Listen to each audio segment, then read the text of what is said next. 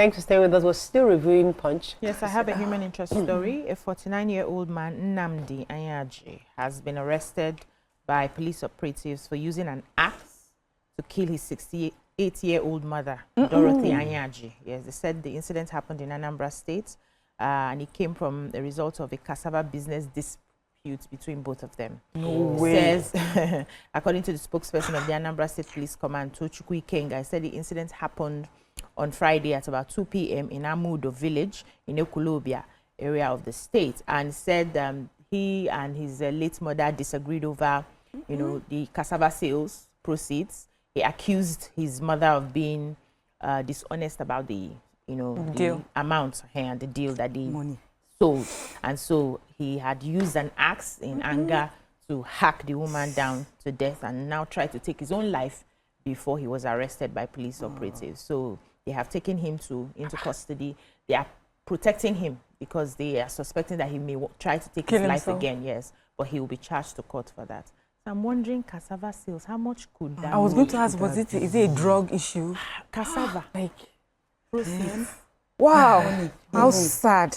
How sad. I think he realized himself after he had done it. I wanted to. I mean, you should have realized it yourself even before you think it. How do you carry an axe for that kind of Jesus, that is sad. I have the Federal High Court. I mean, that's so sad. The Federal High Court sitting in Abuja, they say, well, on Tuesday, hear a suit that's been filed by the Association of Local Governments of Nigeria against the CBN, the Central Bank of Nigeria, and others over the implementation of local government autonomy.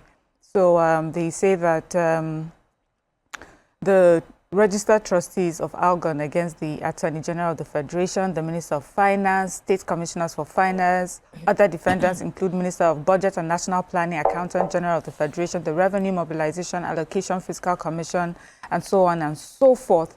And ALGON demands that the 700 and... okay, so this is following the Supreme Court judgment, July 11, 2024, that granted financial autonomy to the local government. Then ALGON filed a suit seeking an order to restrain the disbursement of funds to local governments without approval, asking that the 774 local governments also be granted representation at the Federation Account Allocation Committee meetings where allocations are discussed. See, it's getting, so, I mean, it's getting messy. Yeah. So, they don't invite you to FAC. You don't need to come to FAC. Stay in your local government. Once the allocation hits the state, they'll disburse to you. Yeah. So, well, that's they also want to be attending FAC. Yes, anyway, that's why they have called all of them to court. 774 local governments. That would be too much. It makes no sense. It makes sense. Anyway, so by Tuesday we'll hear. Give them at least they take in mind. Say they started. Of course. Moving on. So I have the flood gist. They said the federal government will begin a nationwide flood awareness campaign in May 2025 to educate and sensitize Nigerians on the risk and safety measures related to flooding. They said the Deputy Director of the Department of Flood Erosion Control and Coastal Management at the Federal Ministry of Environment said this at Tani Davidas, Mr. Kunle. He said he also revealed that approximately 1,249 communities across 176 local government areas in 30 states and the Federal Capital Territory are expected to experience significant flooding between April and November this year. So they said that, of course, they listed the number of states that are at risk. Some of them are Abia, Adama, Akwa Ibom, Anambra, Bauchi. There's a lot of states mentioned.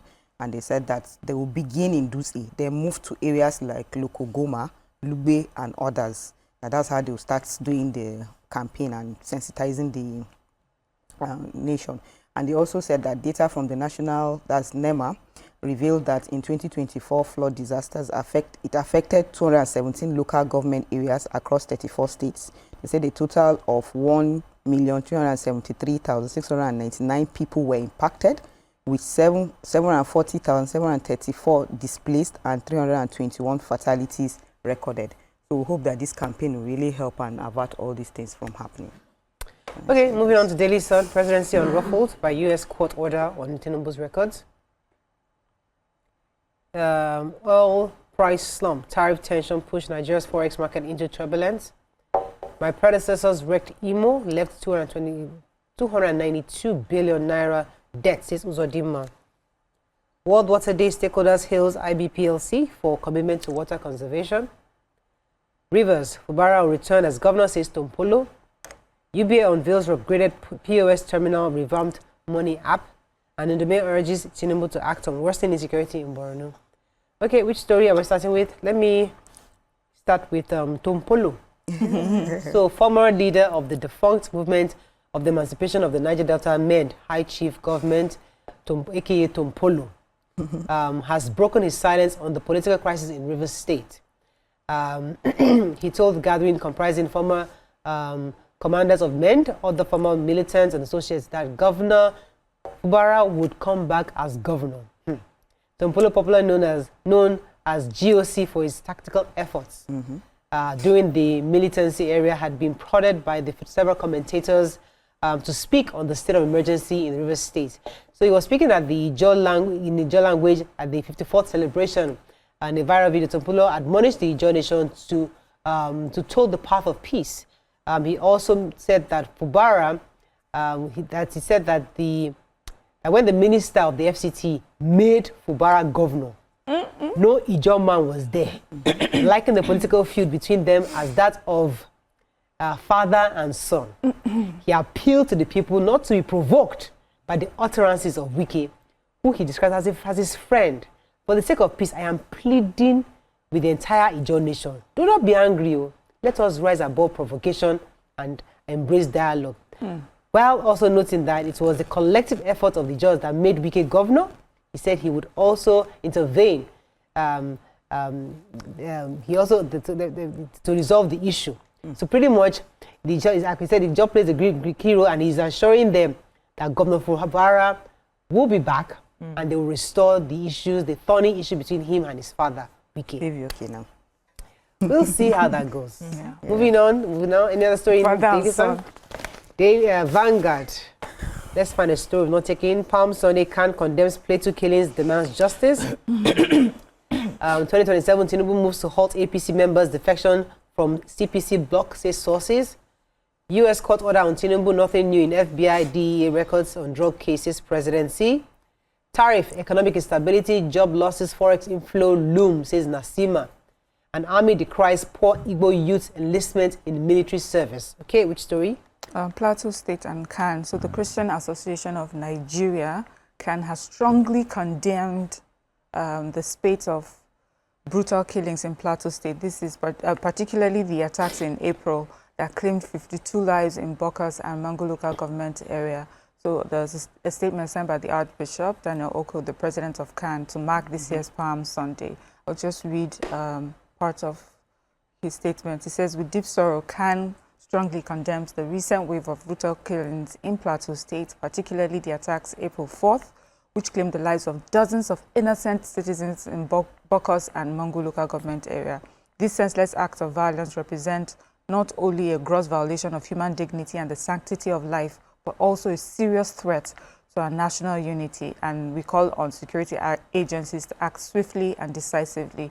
And I'll just read the very last paragraph. It says that in this critical moment, we called on our leaders to rise to the occasion with humility and a clear sense of purpose. Jesus' choice to enter Jerusalem on a donkey, symbolizing peace and servanthood, remains a timeless example. So in the same spirit, appealing to all Nigerians, regardless of ethnicity, religion, or political affiliation, to rise above the division and embrace our shared identity as one people under God. And I think that says it all, really. Demanding justice for those who have been killed, innocent lives have been taken, and also moving forward that we should realize we're all, one under God. Yeah.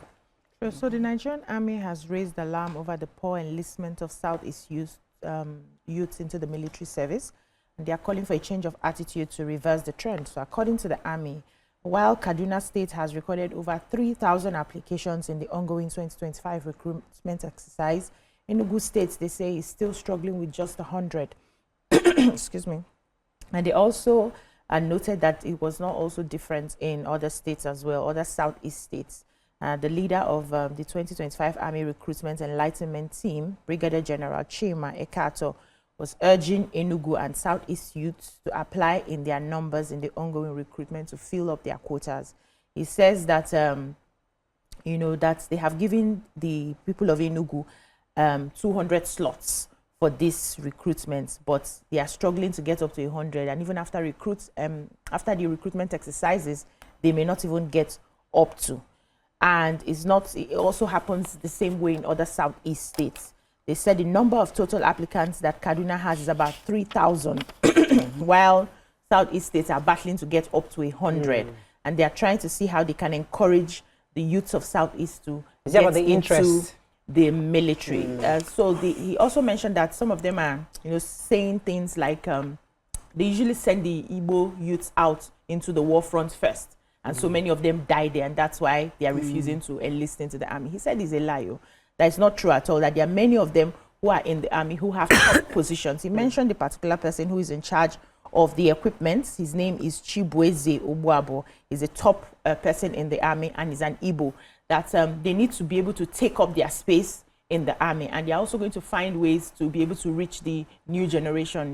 Maybe the modus of enticing them to come into the army is outdated, so they have to find ways to reach these new people so that they know and put out information on what is expected of them, what is the benefit of being a part of the army. I know in other countries, once you finish maybe your high school, the first thing before you get into the university is to go to the army. It's something of pride that you're going off into the army and coming back, and then you're blending into the society at large. So maybe we can find a way to encourage these people to take up their space in the army. Okay, that's all we can take on Front Page Review. Okay. When we come back, move on to our next segment. Stay with us. We'll be right back.